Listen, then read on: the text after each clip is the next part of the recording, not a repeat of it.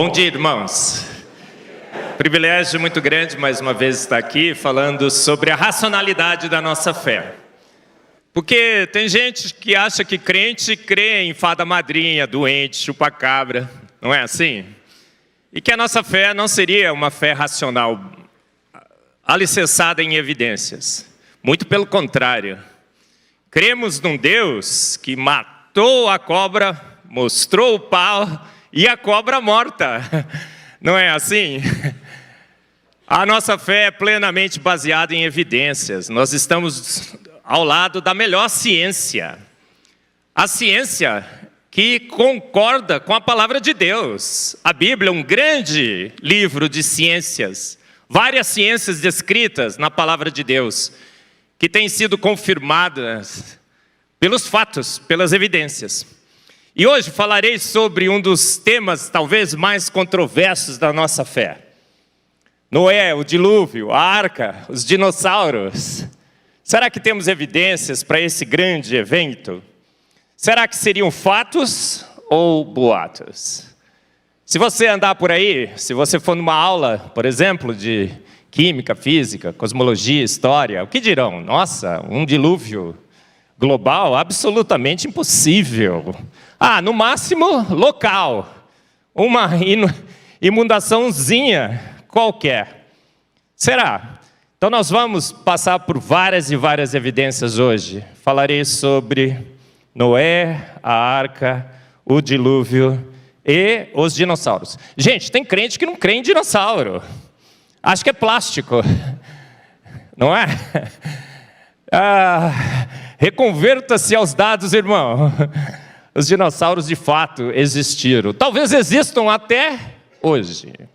Mostrarei algumas evidências para vocês. Essa minha palestra eu comecei a montar em 2014, quando esse filme foi lançado. Quem assistiu o filme Noé aqui, gente? Eu assisti. Por quê? A Igreja Presbiteriana Ebenezer, em Santana, aqui em São Paulo, me mandou um convite. Falou, professor Marcos, será lançado o filme Noé e nós gostaríamos que você fizesse uma palestra sobre Noé. A gente vai assistir o filme juntos no cinema, depois você vem aqui na igreja e dá uma palestra de Noé para os nossos jovens. Irmãos, eu tremi as minhas pernas, né? Por quê? Porque minhas palestras são sobre coisas simples. Eu falo sobre quinesina, TP-sintase, ribossomos, não é? A troca de uracilo por timina no DNA, essas coisinhas simples. Eu sempre falei sobre química, bioquímica, porque a química é tudo e tudo é química. Quem é um casalzinho mais jovem aqui, que começou a namorar nas férias? Deixa eu ver, rolou aquela química, não rolou? E eu falei assim, nossa, eu nunca falei sobre Noé, eu não tenho nenhuma evidência. Quem fala sobre Noé é Dalton Lourenço. Mas eu, maluco beleza, como sou, né? Já fui definido aqui pelo pastor Arival como maluco beleza. Ele é muito mais maluco beleza que eu, né? Você sabe. Torce até para aquele time que não tem estrela, dá cor no céu. Qual seria? Verde, Palmeiras. E eu falei, não, topo, vamos lá. Aí a gente foi assistir o filme. Eu não sei se você gostou do filme, eu detestei. O filme não é sobre Noé, não é. Percebeu ali? Tudo que Noé não seria, foi retratado naquele filme. Noé era um homem justo e bom, que andava com Deus.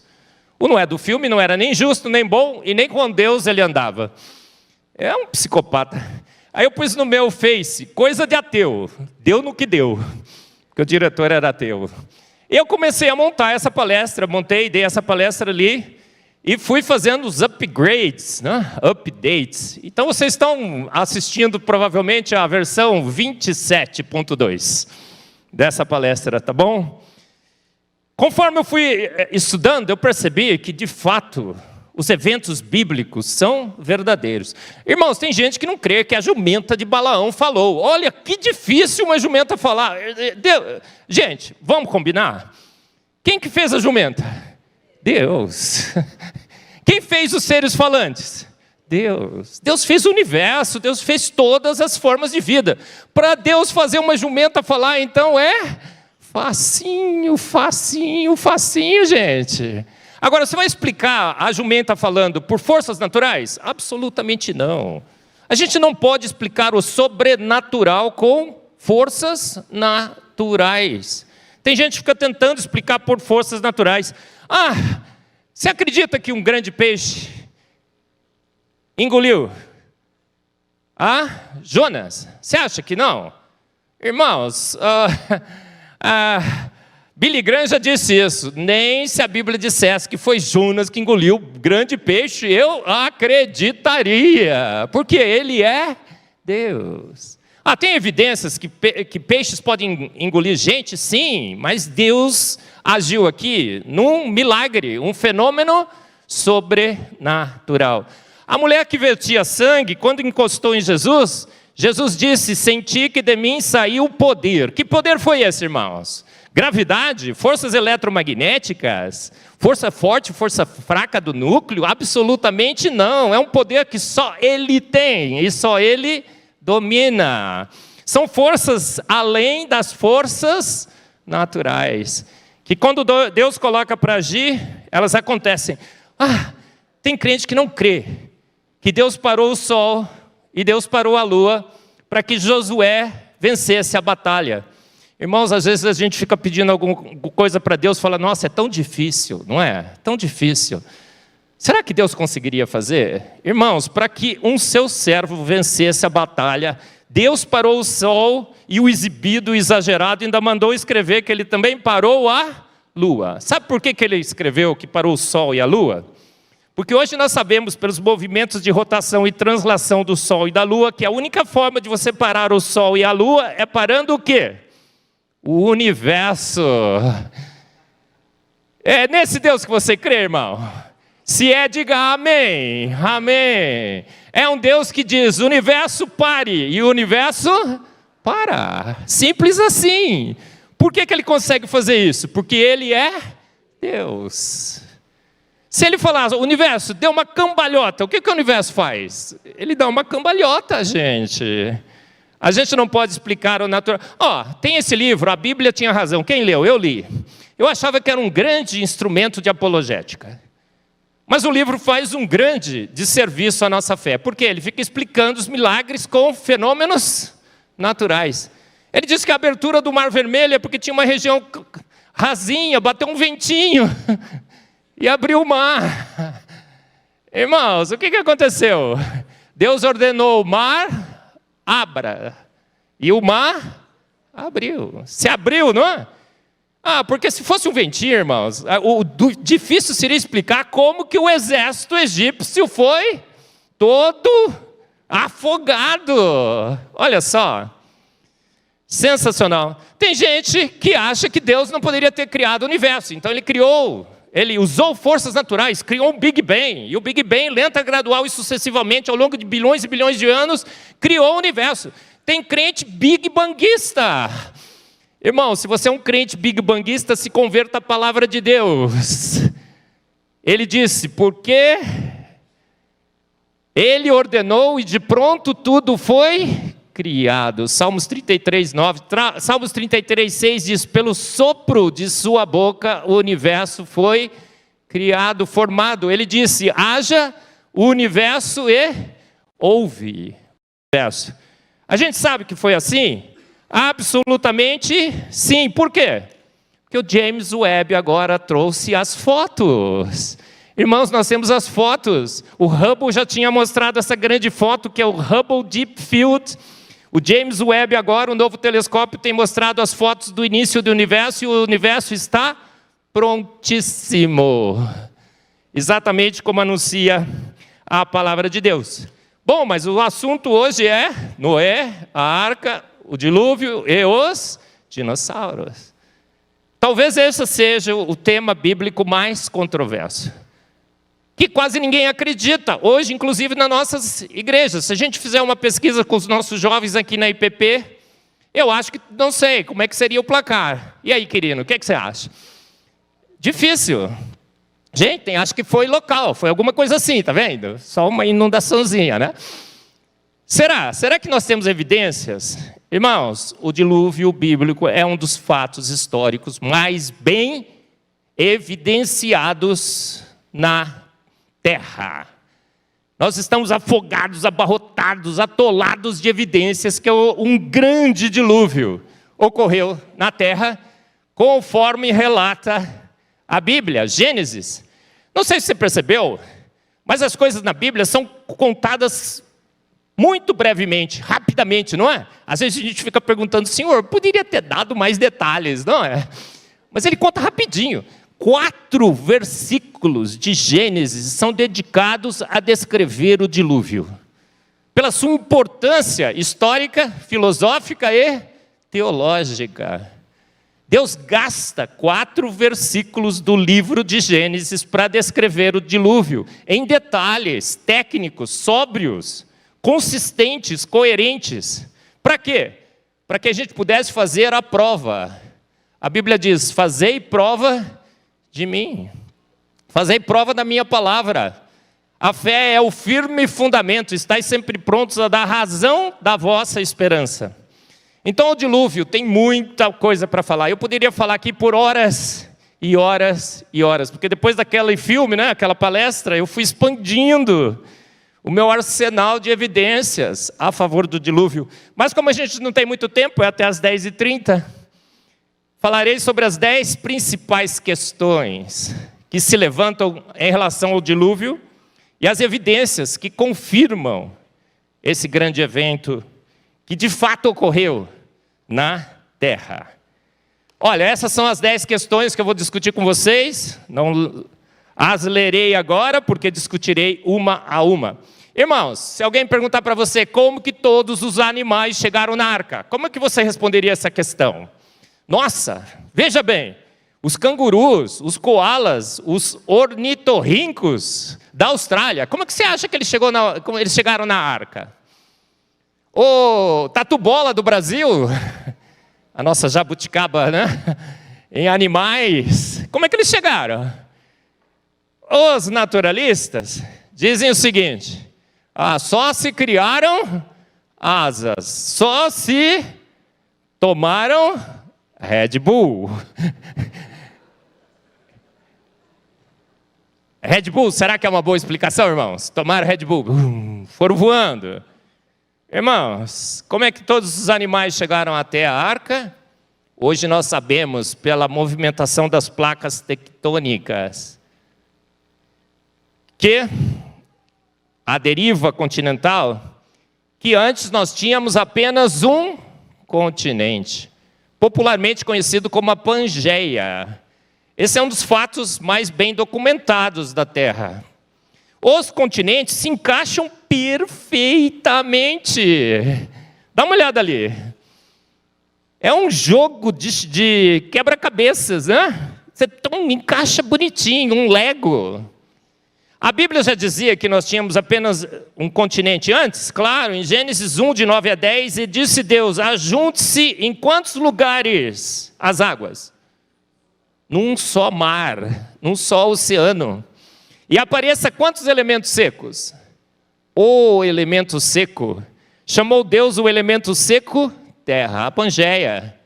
Então nós tínhamos apenas um continente. Esse continente provavelmente tinha um clima bastante uniforme, semi-temperado, uma vegetação extremamente abundante. E, portanto, não havia necessidade de um animal específico estar numa região específica, como os cangurus na Austrália, os camelos no deserto, o tatu-bola no Brasil. Então, a distribuição também dos animais deveria ser bastante uniforme. Então, como todos os animais chegaram até a arca, irmãos? Andando, e alguns voando. E que distância que eles percorreram? Poucos metros, poucos quilômetros. Viviam todos ao redor da arca. Uma distribuição uniforme. Temos evidências desse grande continente? Absolutamente sim. Por exemplo, essas camadas que estão mostrando aqui, conectando os diversos continentes, são camadas de registro fóssil. É o mesmo tipo de fóssil que se propaga da América do Sul, a África, a Índia, a Antártica. Irmãos, na Antártica tem fósseis de dinossauro. Sabia disso? Tem fósseis de grandes florestas, árvores, fossilizados, enterrados nos polos. O que significa isso? Que o polo nem sempre foi polo, fez parte desse grande continente, com um clima bastante uniforme, semi-temperado, que se acredita. Então, irmãos, quando alguém te perguntar como todos os animais chegaram até a arca, você diz o quê? Eu estive na igreja presbiteriana de Pinheiros. Daquele maluco beleza, o Arival, que colocou outro maluco beleza para dar EBD. E eu aprendi com ele que havia apenas um continente. Estais sempre prontos a dar a razão da sua fé. A fé que a Bíblia relata fatos, não boatos. Ela é literal, tudo que está escrito lá é verdadeiro. Não tem poesia nos relatos de Gênesis. Não tem alegoria, tem fatos absolutos. Olha aí, tá vendo como é que eles se encaixam bonitinhos? Há quanto tempo faz que essa separação ocorreu? Você vai numa aula aí na sua universidade, eles vão dizer isso ocorre há milhões e milhões e milhões de anos. Essa separação é bem lenta, faz sentido? Nenhum. Por quê? Porque a erosão nas costas, nas praias, já teria alterado bastante as formas desses continentes. A gente sabe disso. Você tem uma casa na praia, às vezes você fica preocupado, né? Você sonha que ela está sendo invadida pelo mar, não é assim? Por quê? Porque é um processo dinâmico. Então, se isso realmente estivesse acontecendo por milhões e milhões de anos, a gente não observaria mais o encaixe perfeito. As bordas são auto-encaixantes. Não é só na superfície, mas nas laterais elas encaixam. Elas fazem assim, ó, clique, clique. Acreditou, irmão?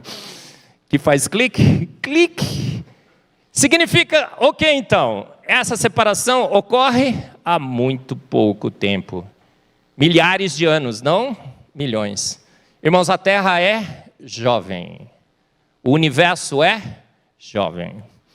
Eu já fui criacionista de terra antiga, de universo antigo. Tenho me reconvertido aos dados. O James Webb mostrou o universo pronto, mostrou o universo igualzinho que nós vemos hoje, portanto o universo é jovem. A gente tem a foto, a gente tem um vídeo, está vendo o vídeo aí, irmãos? Esse vídeo mostra que a Terra é jovem, absolutamente jovem. Havia espaço na arca? Olha, não sei se você já fez uma EBD, na sua classinha a professora colocou esse desenho para você colorir. Quem já teve essa experiência, irmãos? Terrível. Péssimo ensino. A gente ensina nossos filhos que a arca era assim. E depois eles não creem no dilúvio. Por quê? Porque foram doutrinados nas nossas igrejas. Irmão, você é professor da EBD, nunca coloca um desenho desse para o seu filho, o seu aluno colorir. Irmão, se fosse assim, não teria possibilidade alguma, né? Mas a arca era assim? Absolutamente não. A arca era um barcão. O maior barco possível de ser construído em madeira. Já fizeram simulações. Olha que sensacional. Olha, dá uma olhada do tamanho da arca ali em cima. 137 metros de comprimento. Ela é maior que o Titanic em capacidade de acomodar carga. Sabia disso? O Titanic tinha salão de baile, tinha toda aquela coisa, né? Olha, se você tira essas partes, a Arca de Noé era sensacional, 300 por 50 por 30 côvados. Sabe quanto que ela poderia acomodar? 18 mil espécies, todas do tamanho de uma ovelha, que é um tamanho médio de um animal. Todas ali dentro, sabe quanto que a arca estava ocupada com animais? As estimativas todas indicam que apenas 1/3 da arca estava acomodada com animais. 36 mil, aproximadamente, animais entraram da arca no tamanho médio de uma ovelha. A capacidade de carga da arca é de 580 vagões. Pensa bem. Imensa. Apenas 1/3 da arca estava ocupado pelos animais. Ah, Marcos, tem tantas espécies. A especiação não tinha começado ainda, irmãos. Eram os casais originais das espécies, das famílias originais. Canino, felinos, humanos. Olha só, sensacional o tamanho da arca. A especiação tinha ocorrido? Muito provavelmente não. Esse Esses slides, alguns eu tirei de um site muito interessante, que eu gostaria que você acessasse, chama Genesis Apologetics. Está em inglês, mas você pode colocar lá a legenda. E ele mostra, olha, antes, até o dilúvio, como o continente era muito grande, o clima era uniforme, não havia o que os biólogos chamam de pressão para a especiação dos tipos básicos de vida. Então, o casal original de felinos ainda habitava esse planeta. O casal original de caninos, muito parecido com alguma coisa entre lobo, cães, raposas, coiotes. O casal original de humanos, de chimpanzés, de orangotangos, de gorilas.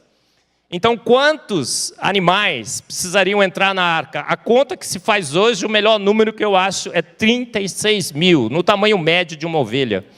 Ocupariam apenas 1/3 da arca. Olha, os felinos, por exemplo.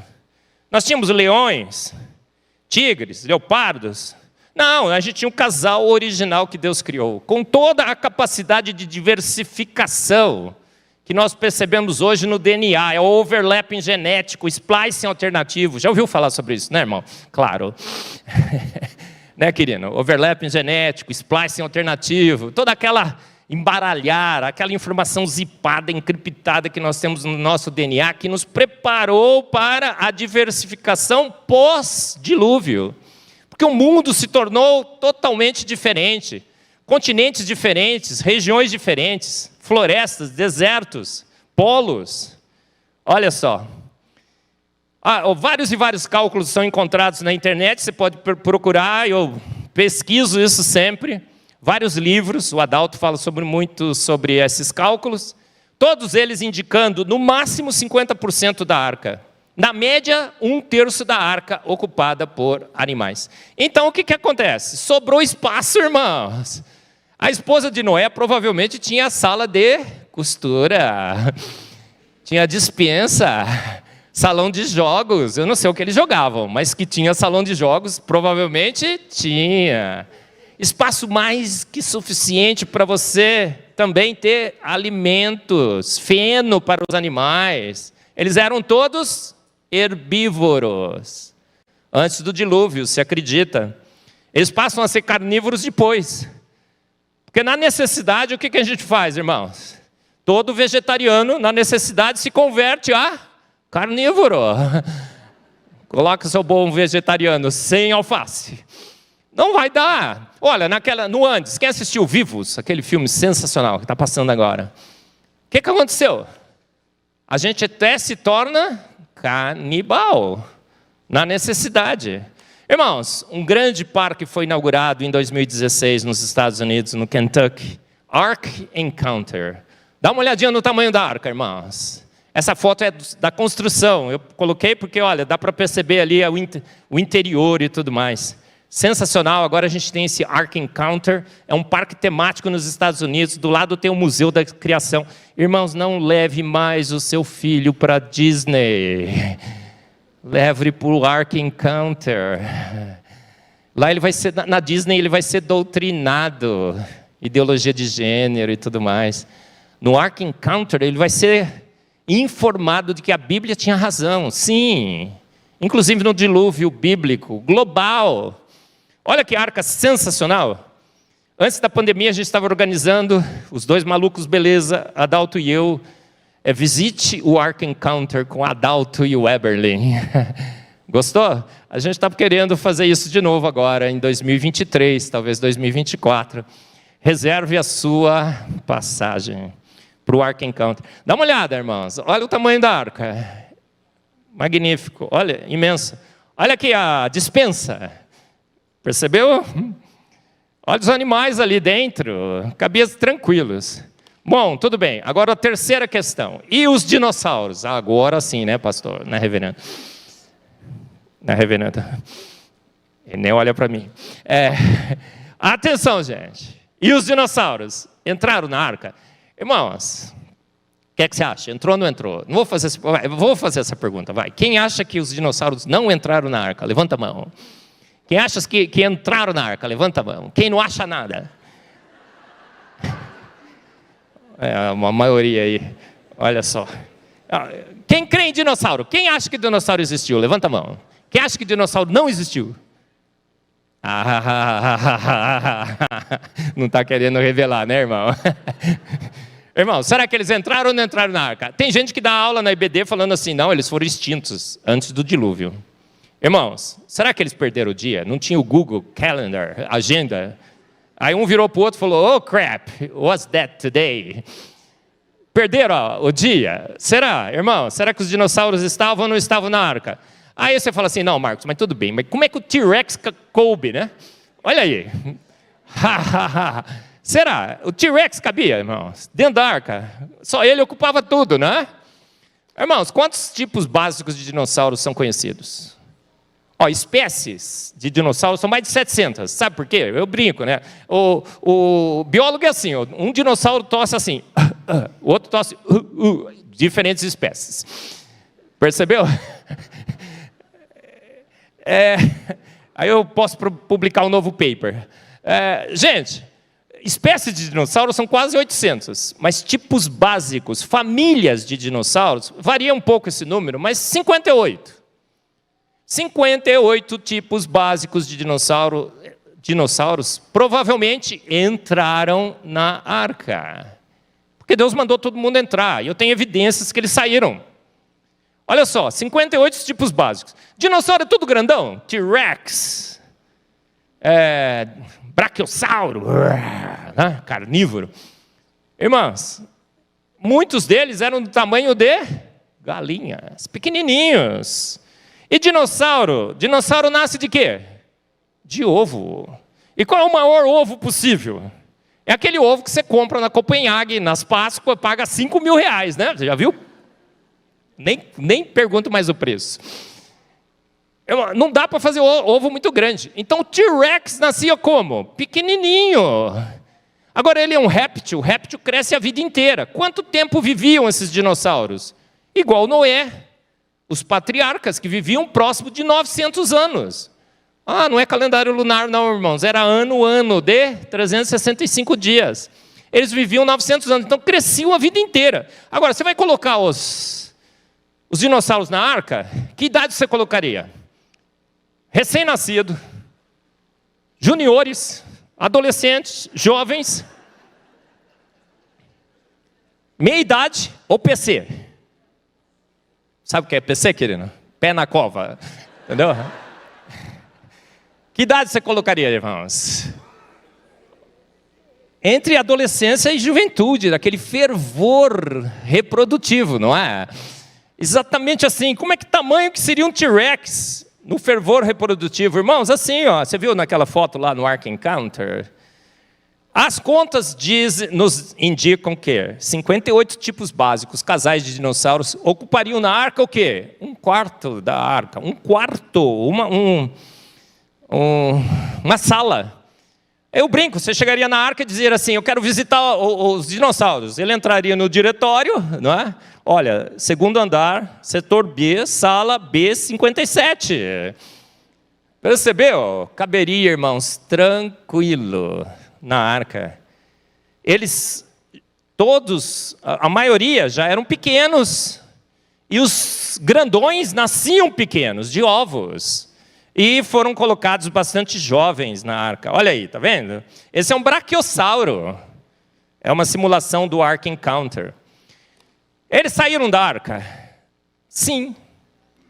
É uma questão de fé? Não, fatos. Recentemente, Mary Schweitzer, nos Estados Unidos, foi buscar um osso de T-Rex. Era um fêmur imenso, estava num despenhadeiro. Não conseguiam transportar porque era muito pesado. Foram buscar de helicóptero. Escutou o barulhinho do helicóptero, irmão? Desceram. O osso não cabia no helicóptero. O que fizeram? Agora eu vou apanhar, mas tudo bem. Eu brinco, né, cara? Manuel e Joaquim, transportes aéreos de T-Rex. Cortaram o osso de T-Rex no meio, irmão. E minha esposa é portuguesa, praticamente, irmão. Já pensou que eu arrumei? Olha só, cortaram o osso de T-Rex no meio. Pela primeira vez na história da humanidade, se corta um osso fossilizado de dinossauro. O osso estava fossilizado? Não. Ele estava ainda orgânico. Tinha tecido mole, cheirava mal. Putrescina e cadaverina, voláteis. Hoje já se cortou praticamente todos os ossos da camada sedimentar, tipos de ossos da camada sedimentar. Praticamente a gente foi cortando o ossinho, o que a gente encontra? Um monte de osso não fossilizado. Com tecido mole, mais de 14 diferentes tipos de biomoléculas já foram descritas na literatura, extraídas de ossos de dinossauros e vários outros animais no registro fóssil. Não só encontraram tecido mole, células sanguíneas, colágenos, DNA, os diferentes tipos de biomoléculas, mas já encontraram dinossauro com pele preservada, com órgãos internos preservados. O DNA do dinossauro estão tentando fazer a desextinção do dinossauro, sabia disso? Eles têm o DNA do dinossauro. O Jurassic Park está quase acontecendo. Qual é o grande problema hoje? Não se tem uma dinossauro para parir o bicho. E nenhum bicho parecido com dinossauro. Eles estão fazendo agora a desextinção do mamute. Para o mamute a gente tem a elefante fêmea, elefoa, entre aspas. Mas para o dinossauro nós não temos. Talvez teremos que esperar na glória. Porque na glória teremos dinossauros, né, irmãos? Claro, né? A Nina outro dia disse assim, pai, tem cavalo nos céus? Eu falei, não sei, filha, eu acho que sim. Ela falou, pai, tem que ter, porque se não tiver, não quero ir. Cachorrinho, né, Nina? Irmãos, Deus... Gente, tem dinossauro na Bíblia? Jó 40:15, Deus fala assim, Jó, contempla, olha, veja ele lá.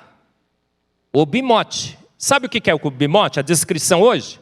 É um braquiossauro. Ele diz, é o animal mais magnífico que eu criei.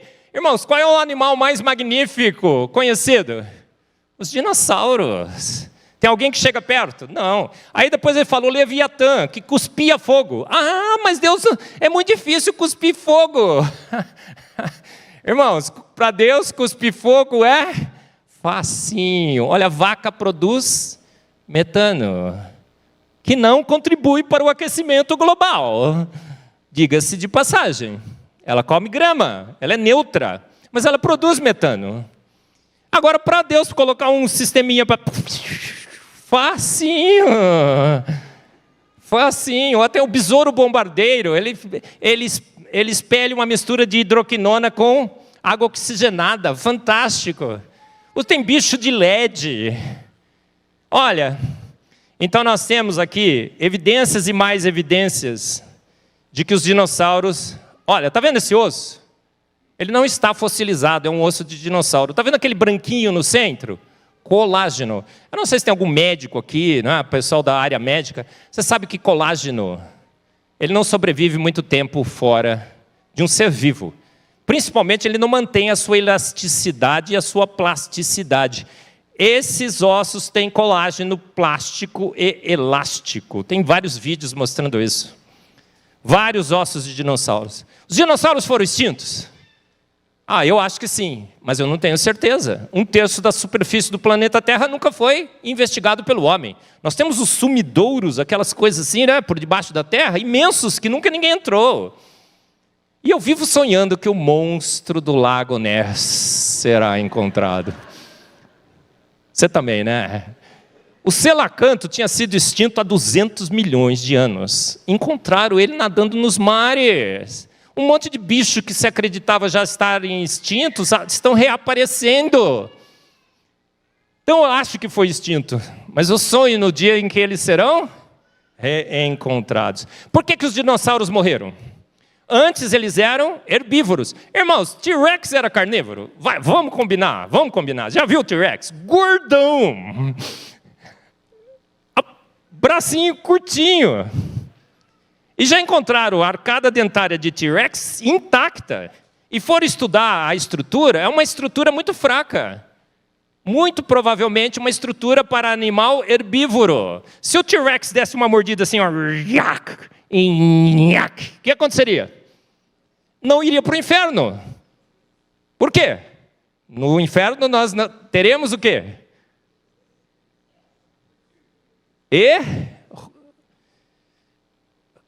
Ranger de dentes.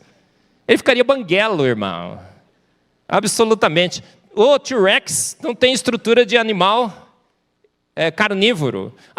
Marcos, mas olha só, você sabia que o urso panda, se ele fosse extinto e fossilizado, encontrariam, falavam, carnívoro. O urso panda é carnívoro, irmãos? Come bambu. Agora, o que acontecia então antes? Eles eram herbívoros, uma vegetação extremamente abundante, e eles estavam de boa. Quando o dilúvio acaba, eles vão sair da arca, o que acontece? Eu fico imaginando os dinossauros na arca, quando aquela pombinha voltou, com aquele galinho, com aquela folhinha. O que eles falaram? Oh, deu mal, hein? Essa folhinha... Imagina, eles comiam, não é? Toneladas de vegetação. Eles saem da arca, o que acontece? Um mundo totalmente devastado, pouquíssima vegetação, climas diferentes, eles não gostam de variação de temperatura, eles eram répteis. Então eles foram extintos por fome, frio. Se tornaram carnívoros, provavelmente pós-dilúvio, porque quando você não tem o alface, se torna... Tem evidências de dinossauros? Irmãos, tem vales de dinossauros pelo mundo. Milhares e milhares e milhares e milhares de ossadas de dinossauros nos Estados Unidos. Olha, tem regiões ali, península dos dinossauros. Parece que todos os dinossauros correram para um único lugar e ali foram soterrados. Sabe por quê? Eles estavam fugindo das tsunamis do dilúvio. E eles, por serem grandes animais, principalmente nessa região, nós temos os grandes dinossauros, conseguiram fugir, foram fugindo, e a última tsunami os pegou todos nessa península. Península dos dinossauros nos Estados Unidos. Tem na China, tem na Argentina, tem no Brasil. Dá uma olhada. Isso aí é osso de dinossauro. Milhares e milhares de ossos. Agora, eles estão assim, bonitinhos. Um dinossauro aqui, outro dinossauro ali, como a gente esperaria num processo lento, gradual e sucessivo ao longo de milhões e milhões de anos de fossilização. Não. Irmãos, isso é uma canja de galinha. Galinha, né? Dinossauro, galinha, porque dizem que evoluiu para galinha, né?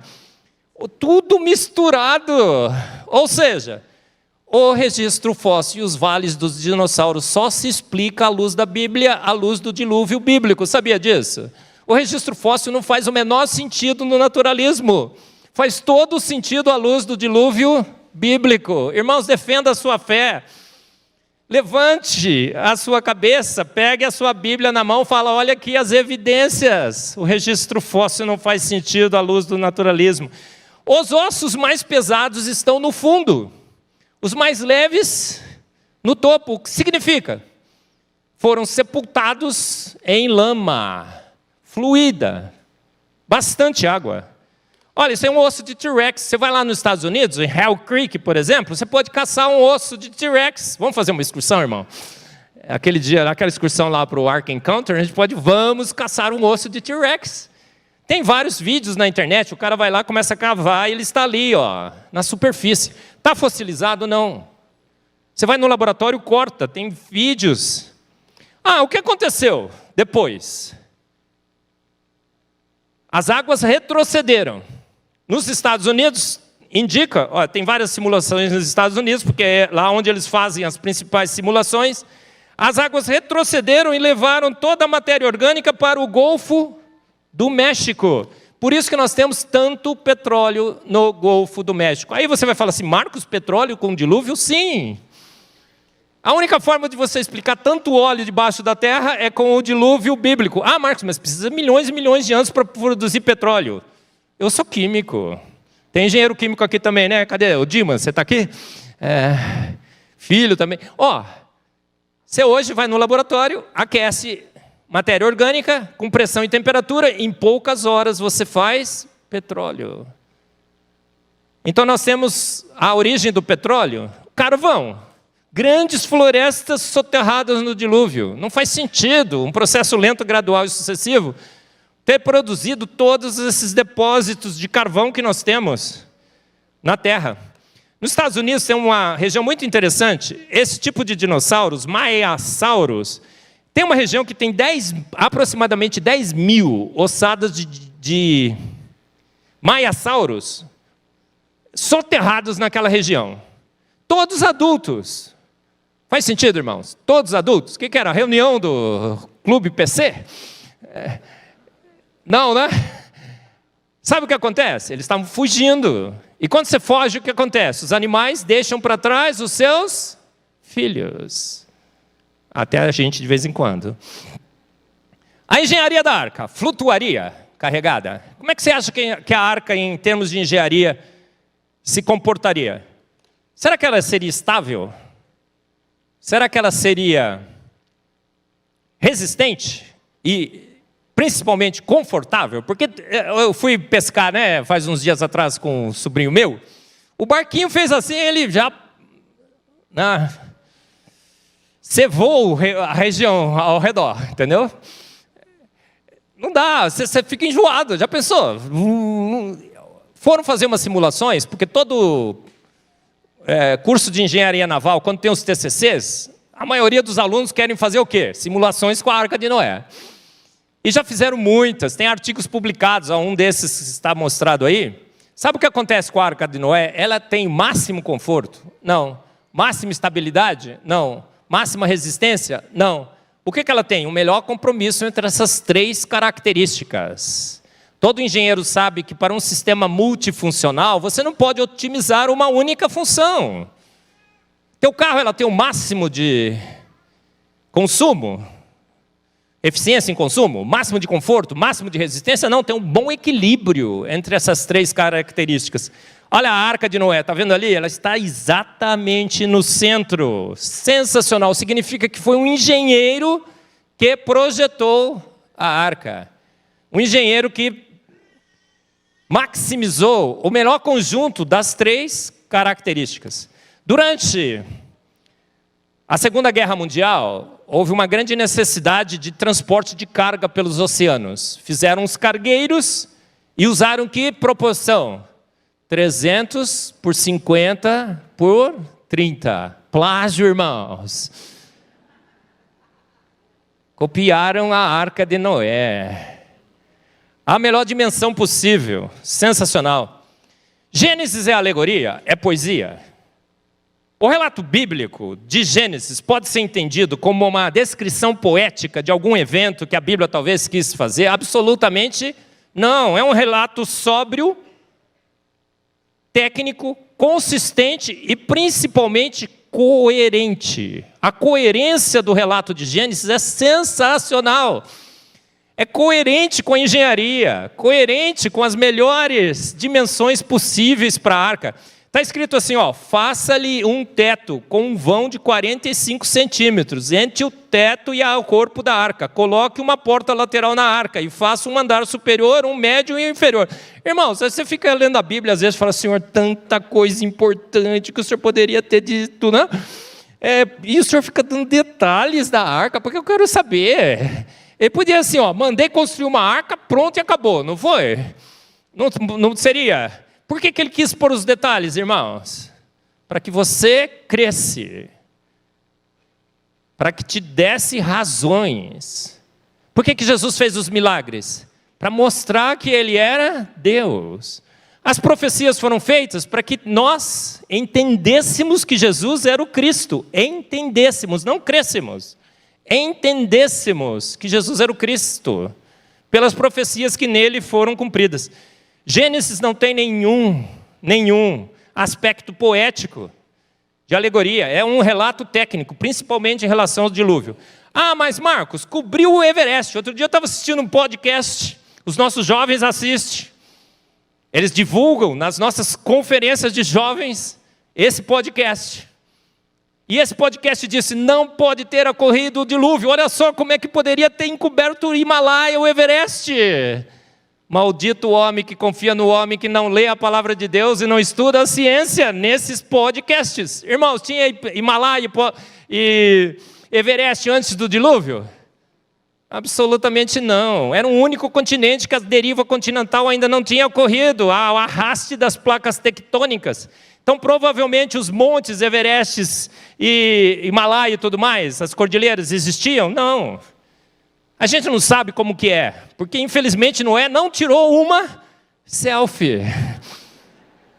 Seria tão bom, né? Olha, pá, entrando na arca, pá, começando a chover, pá, postava no Instagram, estava resolvido, né, querido? Mas não tinha grande... Agora, de onde veio tanta água, irmãos? Ah, choveu, 40 dias e 40 noites. Hoje a gente sabe que a terra foi estabelecida sobre água, exatamente como diz a Bíblia. Deus estabeleceu a terra sobre água. Havia ou ainda há um mar de água sobre alta pressão e temperatura no interior da terra, entre 400 e 700 metros de profundidade. E essa água sobre alta pressão e temperatura, a Bíblia diz que foram abertas as portas do grande abismo. E a água jorra sobre alta pressão e temperatura. Trincam-se os continentes que começam a se separar. E essa água que sobe lá em cima encontra que temperatura? Você já viajou, o piloto disse, a temperatura externa é menos 50, 55 graus. Condensa e chove. Chove pedra de gelo, granizo. Por isso que os mamutes foram congelados nos lagos. Não dá para congelar lago, irmãos. Congela a superfície, mas quando você tem grandes pedras de gelo nos lagos, pum, congela os mamutes. Sensacional, não é? A água veio da profundeza da terra. Temos evidências desse mar? Sim, olha, recentemente aqui em Goiás, perto de Brasília, encontraram diamantes com essas águas aprisionadas. Olha como é que era o continente, a gente imagina, esse grande continente. Bastante plano, algumas montanhas, não tão altas. Trinca, a água sobre alta pressão e temperatura jorra, chega lá em cima, chove. 40 dias e 40 noites. Para onde foi toda a água do dilúvio, irmãos? Quem foi para a praia nessas férias? Levanta a mão. Você nadou na água do dilúvio, irmão. Não é? Foram para os nossos mares. Por quê? Com a separação dos continentes. Foi criando um V cada vez mais profundo. Agora nós temos as fossas submarinas, 11 mil metros de profundidade. E conforme os continentes foram se separando, essas fossas foram ficando mais profundas e a água que estava sobre os continentes começa então a migrar, a escoar para as profundezas dos nossos novos mares. A atmosfera era diferente. Isso aqui eu tirei de um artigo que foi publicado. Encontraram outro dia um pernilongo dentro de um âmbar. Aí o que fizeram? Tiraram o sangue, clonaram o DNA e criaram o Jurassic Park, não foi? Não. Tinha bolinhas de ar. Foram analisadas as bolinhas de ar com Quadrupole Mass Spectrometer, é a minha área, espectrometria de massas. Perceberam que tinha 50% mais oxigênio antes no planeta. Irmãos, respira bem fundo assim, ó. Esse ar é magnífico, não é? Tem oxigênio para a sua energia, tem nitrogênio para as suas proteínas, tem CO2 para aquecer o planeta, porque o CO2 é uma bênção. Ninguém vai morrer torrado nesse planeta. Deus já disse como esse planeta terminará. Não é? Uma grande explosão, ardendo os elementos serão consumidos. Mas a atmosfera da Terra já foi melhor, a gente tinha mais oxigênio, a gente ia jogar futebol, não jogava só 2, 3 horas como eu consigo jogar.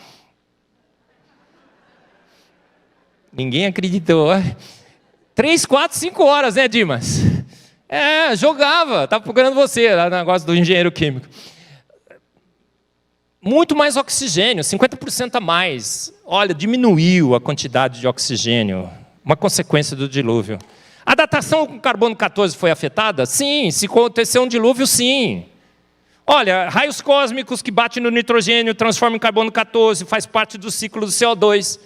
Se a Terra foi tão afetada pelo dilúvio, essa datação com carbono 14 também foi afetada. Por isso que carbono 14 às vezes dá 15 mil, 20 mil anos. Os criacionistas que creem no dilúvio, que entendem que o dilúvio aconteceu, tem um fator que você coloca, quanto que dá o máximo de datação com carbono 14? 6 mil anos. O registro fóssil explica o dilúvio? Irmãos, não tem outra forma de você explicar o registro fóssil, senão pelo dilúvio bíblico. Olha aí, são animais e mais animais. Olha, eu vou passar correndo, que meu tempo está acabando. Só o dilúvio explica o registro fóssil. Sabia disso? Você vai numa aula de biologia, eles dizem assim, olha, o registro fóssil é uma grande evidência a favor da evolução. O pior que, não, é a grande pedra no sapato de Darwin. Não faz o menor sentido o registro fóssil à luz da evolução. Já pensou um bichinho caindo em cima de uma camada dessa, tendo que esperar milhões e milhões de anos dos sedimentos aparecerem do lado dele e ele preservado? Não faz sentido. A própria existência de registro fóssil diz que isso aconteceu rapidamente numa grande inundação na Terra. Olha as camadas, elas são retinhas, não tem erosão na superfície. Você tem camada de registro fóssil, camada sedimentar, muito mais macia, embaixo de camada muito mais dura. Não faz sentido, a camada macia deveria ter sido eliminada. Como que essas camadas foram depositadas? Pelas grandes tsunamis que foram geradas durante o dilúvio na separação dos continentes. Imagina, esse é um terremoto. Quer que eu repita o barulho, irmão? Separou os continentes. E as grandes tsunamis foram depositando essas camadas do registro fóssil. 75% dos continentes são cobertos por rochas sedimentares. Esse é um dos slides lá daquele site no YouTube, Genesis Apologetics. Irmãos, não faz sentido ter tanto sedimento em cima de continente. E sabe qual é a composição desses, em fósseis desses sedimentos? Animais marinhos. Irmãos, tem baleia no Nordeste brasileiro. Na Argentina, tem grandes depósitos de baleia sobre os continentes. Você vai no registro fóssil, tem registro fóssil de animal pré-histórico junto com animal moderno. Existiram animais pré-históricos? Absolutamente não. Existiram animais que foram extintos.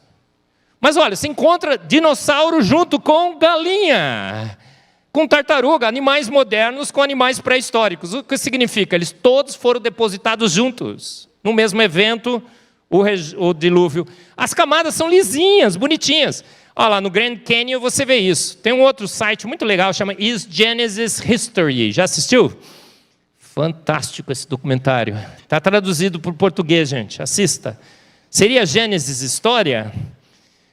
Que se propagam essas camadas fósseis, sedimentares, com fósseis, se propagam por vários e vários estados nos Estados Unidos, por exemplo, no Brasil, por países diferentes.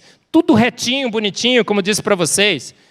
Tem camada sedimentar, de rocha sedimentar, dobrada. E pertinho uma da outra. Vários e vários exemplos, só tem um aqui. Irmãos, eu queria fazer um exercício com vocês, depois que acabar a EBD, a gente vai lá fora dobrar a rocha. Quer ir comigo, querendo? Dobrar a rocha? O que você acha? Na química a gente brinca, né? Martelo de borracha para desentortar vidro. Já viu isso? Dá para dobrar a rocha? Dá, se ela for sedimentar fresca, ainda em estado de solidificação. Então essas camadas foram depositadas rapidamente e a pressão que elas sofreram no arraste dos continentes dobrou. Não tem outra explicação. Dá para dobrar a rocha? Uma rocha imensa, mas não do ladinho como essa aqui está dobrada. Tem vários e vários exemplos. Se o organismo ficou lá aprisionado durante milhões e milhões de anos, os decompositores iriam lá e decomporiam. Não é assim? Já aprendeu decompositor na aula de biologia? Ciências básicas? Não tem como. O arco-íris só é possível com nuvens e chuva. O que a Bíblia diz? O sinal da aliança, o meu arco que coloquei nas nuvens. Outra grande evidência do dilúvio bíblico. Você vai em cima dos Alpes, tem restos de animais marinhos. Irmãos, faz sentido ter restos de animal marinho em cima dos Alpes? Faz, se você interpreta a luz da Bíblia, do dilúvio bíblico. Eles dizem, os naturalistas dizem, que os Alpes um dia foram o fundo de um grande oceano, que lenta, gradual e sucessivamente, está vendo aqui, irmãos? Lenta, gradual e sucessivamente, ao longo de milhões e milhões de anos, foi erguendo, formou Alpes. Faz sentido? Não, por quê? Porque a gente sabe hoje que a erosão come 4 milímetros por ano, em média, o topo das montanhas do mundo. E se fossem milhões e milhões de anos, pelo menos 100 vezes os Alpes já teriam sido lavados. Mas você tem restos de animais marinhos. Por quê? Porque o fenômeno foi extremamente rápido. Durante o dilúvio, trinca, começa a se separar. O que era um fundo do mar, vira os Alpes. E leva junto a fossilização. E embaixo de montanhas nós temos registro fóssil. Não faz sentido ter embaixo de montanha registro fóssil. 4 milímetros por ano a erosão come essas montanhas. Ops. Irmãos, você é grandão, altão? Baixinho, que nem o pastor Arival? Não, ops. Cadê ele? Depois ele me pega lá fora. Você acha que você é alto? Nós éramos mais altos, irmãos. Mais fortes, mais dispostos, mais inteligentes. A gente está emburrecendo. As mutações estão se acumulando. Os animais eram menores? Maiores. As primeiras libélulas no registro fóssil tinham quase 1 metro de comprimento. Já pensou uma libélula com 1 metro de comprimento entrando aqui, irmãos? E alguém tentando pegar? Por que elas diminuíram? Elas se adaptaram ao mundo pós-diluviano, que ainda é legal, mas não é super legal como o mundo era antes do dilúvio. Tínhamos mais oxigênios. Uma libélula de 1 metro não voaria hoje, irmãos. Por quê? Tem pouco oxigênio na atmosfera. Elas têm uma grande demanda de oxigênio. O megalodonte, os jacarés, crocodilos, você vê, as tartarugas, já viu as tartarugas pré-históricas, imensas? Pré-históricas não, pré-diluvianas. O mundo mudou bastante, diminuiu a quantidade de oxigênio, a vida se tornou menos apta a subsistir na Terra. Irmãos, os patriarcas viviam 900 anos? Provavelmente sim. Por quê? Porque eles eram puros geneticamente. A gente está acumulando de 50 a 100 mutações a mais por geração. Seu filho é do jeito que ele é, sabe por quê? Porque ele tem 50 a 100 mutações a mais que você, deletérias. Então entenda mais as crianças. E o que acontece com essas mutações deletérias? Até Noé, poucas gerações. Nós éramos puros geneticamente, vivíamos 900 anos. Mas em Noé acontece um gargalo genético. Membros da mesma família são obrigados a casar entre si, a reproduzir entre si. Até Noé, você reproduzia com seres diferentes e a pureza de famílias diferentes, e a pureza genética estava sendo preservada. Mas em Noé e sua família, nós temos o que é conhecido hoje em genética como um gargalo genético, membros da mesma família reproduzindo entre si. E a longevidade começa a cair exponencialmente. Deus perdoou o pecado, mas as consequências continuaram. As consequências do pecado.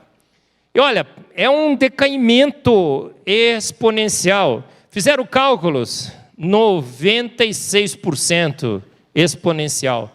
Qual é a chance disso acontecer? 1 em 1 quadrilhão. Então não há chance nenhuma de ser por acaso. Realmente houve um evento de um gargalo genético nesse planeta, e esse gargalo genético diminuiu a longevidade.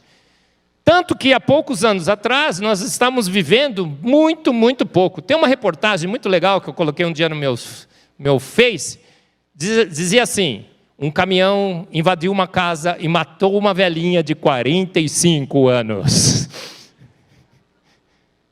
A gente estava vivendo 45, 50. Agora a gente está vivendo mais graças à química, à bioquímica, à clínica, à medicina.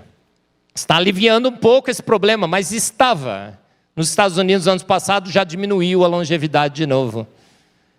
Jesus precisa voltar. Irmãos, será que esse é um relato realmente, uma história qualquer? Sabia que tem mais de 270 relatos do dilúvio entre civilizações que nunca tiveram contato, entre culturas e civilizações que nunca tiveram contato entre si? E os elementos básicos do dilúvio bíblico são relatados nesses relatos? Olha, são 8 básicos. Houve um julgamento, uma pessoa escolhida, uma família foi salva, animais foram salvos, até a folhinha da pomba. Esses relatos Por que nós temos culturas diferentes, povos diferentes, isolados, reportando a mesma coisa? Porque esse evento aconteceu. Agora, todos os outros eventos não são consistentes, não são coerentes. O único consistente e coerente é o relato bíblico, sóbrio, técnico. Quem conta um conto aumenta um ponto. E normalmente começa a colocar aspectos alegóricos naquele conto. Mais uma grande evidência de que o dilúvio bíblico de fato ocorreu. Outro dia eu estava assistindo um podcast cristão, se diz cristão, ele disse que não, a Bíblia é como o épico de Gilgamesh. É mais uma história. Irmãos, essa é a arca do épico de Gilgamesh. Tá bom? Pode, compara? No épico de Gilgamesh, o dilúvio durou 6 dias. Na Bíblia, 371. Olha a arca de Noé e a arca do épico de Gilgamesh. Dá para ter todos esses eventos em 6 dias, irmãos? Enche o planeta, fica todo mundo no barco, a água escoa. Não, 300, tudo sóbrio, coerente, consistente na palavra de Deus. Jesus confirmou o dilúvio, não foi? Tem esse versículo aí. Muito bem. A nossa fé é plenamente racional. Eu tenho 3 livros, agora está na editora Ezion. Se você quiser adquirir, lá embaixo também está disponível. Fomos Planejados, o Anteevidência e o Duelo Científico do Século. Evidências e mais evidências que nossa fé bate plenamente com a ciência. A boa ciência e a boa fé sempre andaram juntas, continuam andando juntas. A Bíblia, um excelente guia para a ciência. Felice, Sociedade Brasileira do Design Inteligente, eu sou presidente. Eu tenho um podcast agora, Bíblia e a Ciência, na Rede 316. Assista, está no Spotify. E o melhor de todos os programas da IPP-TV, né, querido? Sem dúvida nenhuma. O Fé e...